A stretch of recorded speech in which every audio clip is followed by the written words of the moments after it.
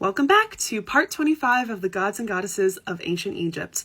This one was actually a request from my Ancient Egyptian Dog series, so let's talk about Wepwawet. Wepwawet was originally a deity whose name meant the opener of ways. Some think that his name implies that Wepwawet was like a scout who goes out to kind of clear routes for the army to proceed forward, which makes sense because he's originally a war deity. He was also said to accompany pharaohs on their hunts, with his title, "One with sharp arrow, more powerful than the gods alone." His main cult center was in Aisut in Upper Egypt. This was later called Lycaonopolis in the Greco-Roman period. Lycaonopolis means the city of wolves, which is why Wepwawet is most often associated with wolves. Over time, though, the connection to war led him to also be associated with death. And with his namesake, Wepwawet became the opener of ways to and through the duat, or the afterlife, for all of the spirits of the dead. This is where he becomes closely related and often confused with Anubis. Honestly, they are depicted exactly the same way, except with different colors, which I'll talk about in a sec.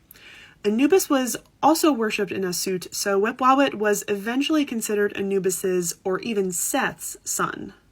So as you can see here, Wepwawet is usually depicted with gray fur. This is typically the differentiating factor between a jackal and a wolf. Anubis is the jackal and Wepwawet is the wolf. Honestly, the Egyptians did not make this easy because they are depicted exactly the same, and there are some instances where Wepwawet is actually depicted with the black fur of the jackal. So even more confusing to kind of figure out who Wepwawet is and if he is the same or different than Anubis.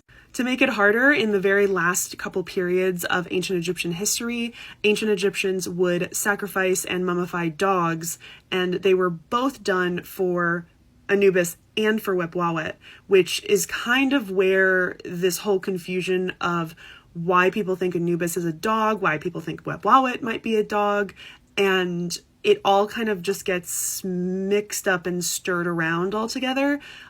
Technically, the ancient Egyptians, when they are sacrificing and mummifying these dogs, they are probably trying to depict them as either jackals or as wolves, because we don't technically have a dog god. We only have a jackal and then a wolf.